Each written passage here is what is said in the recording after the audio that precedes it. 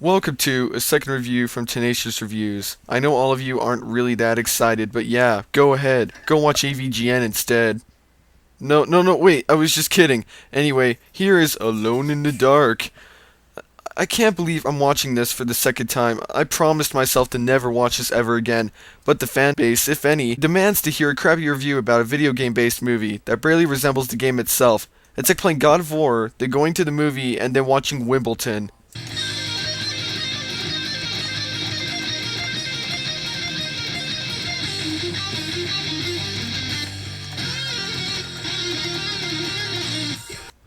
So what'd I miss?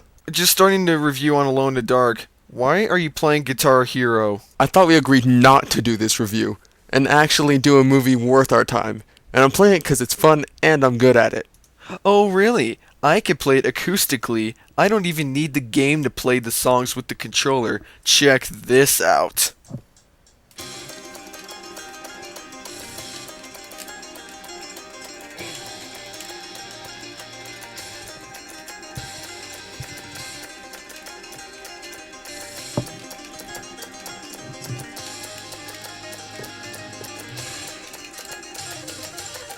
Okay. Well, the crowd demands the review. Kind of. Fine, so without further ado, When you say it like that, it actually sounds a little scary. Scarier than this movie, at least. But don't worry. Those voices can be deceiving. Take phone sex, for example. whatever. Okay, before I actually begin the movie, after doing some research, it turns out the test audiences for this movie hated it and had no idea what was going on. Which is probably why Uva here put a long starting sequence to the movie. It's like trying to listen to me for half a minute. Almost unbearable, huh? True that. Just kidding. Sure. Okay, so after the title sequence that explains every aspect of the movie in all detail, if there is any, you see an orphan running from the cops. Run, Forrest, run! Stop for the Forrest Gump references. Only I get to do those. Life is like a box of chalk. Okay, this is going nowhere. Fast. But not as fast as this movie is sucking, though. Anyway, the orphan hides in a high-voltage shack, right next to a high-powered device. He then sees one of the shadow monsters in the dark area of the shack. Well, where else would you see him? Don't make me hurt you. Well, the screen changes and skips to the main character, Carnby. Oh my god, somebody I actually recognize from the game! Well, I wouldn't know.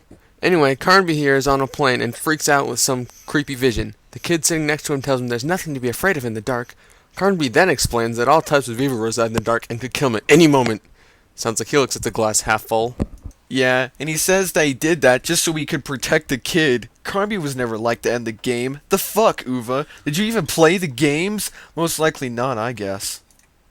So Carnby lands and hails a cab. Seeing as now he's not black, there's a taxi waiting for him. Damn, the perks of being white. He then sees that he is being followed and tells the taxi driver. The taxi then responds with a, "Oh, well, this'll be fun. Let's speed from him," remark. Cue drive chase scene. During the chase, the taxi driver regrets taking him when he was the first one to mention the speed away from them in the first place. The chase ends with Carnby barely escaping the exploding car, and the two have a fight scene ripping off almost every other fight scene from every other movie and every TV show ever made.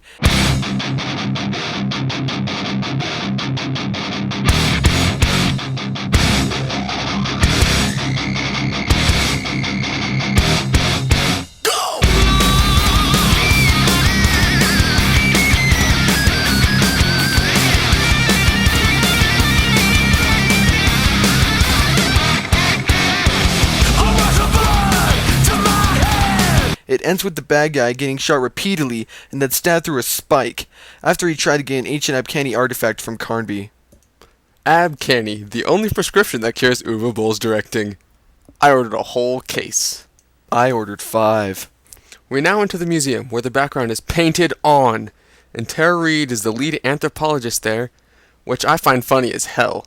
The FedEx guy carries the artifacts to their exhibit, where one asks who the Abcanny is. The security guard next to her answers the questions, as if Tara Reid could not comprehend the amount of pressure on that line. What's up, Kevin? What the fuck are you doing here? Just checking out what you guys are doing. We're reviewing a crappy movie. Wanna join in? Why not? Now, where was I? Oh, yes. So we leave the museum and see Carnby off to his apartment, which is twice the size of a normal house. It's basically all one room with all these artifacts everywhere. That's almost as big as half the size of my house. Oh no! Anyway, he pulls out the artifact from earlier, and it opens to be some kind of telescope thing. What Indians are doing with telescopes, I have no idea.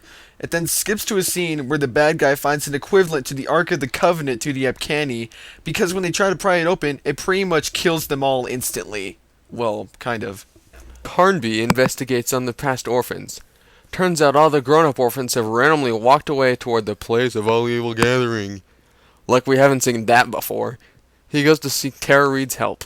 Ha! She then tells him it's definitely Abkhani. No, really? Like we haven't established that before. Yeah, then creepy events take place, the lights go out, etc., and it takes a fucking millennia for the monsters to actually appear.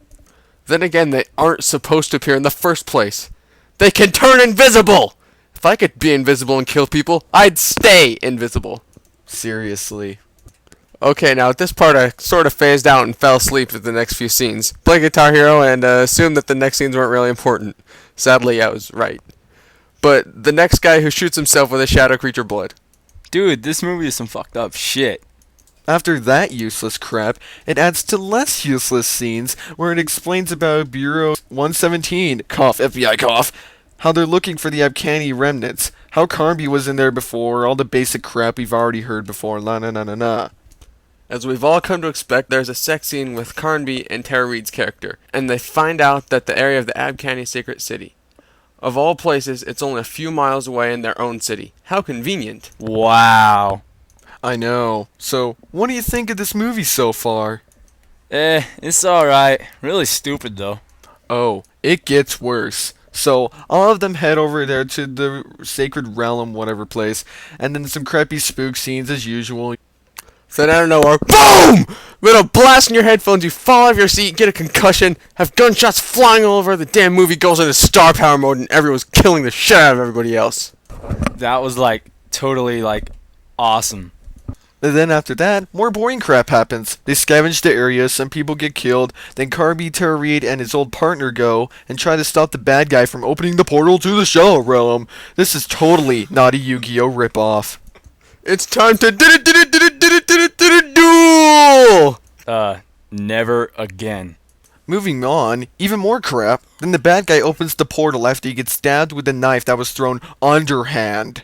Then they set us up the bomb. Carnby's partner sacrifices himself after setting the bomb to blow up the whole place up to a few seconds when he could have set it up to any time he wanted. All your base are belong to us. Yeah, they finally escape, they go into town, and it's completely evacuated. The screen zooms in to try and scare the audience, then the worst part happens. You already know what happens. Oh god. Oh God! Oh, devil! I wish I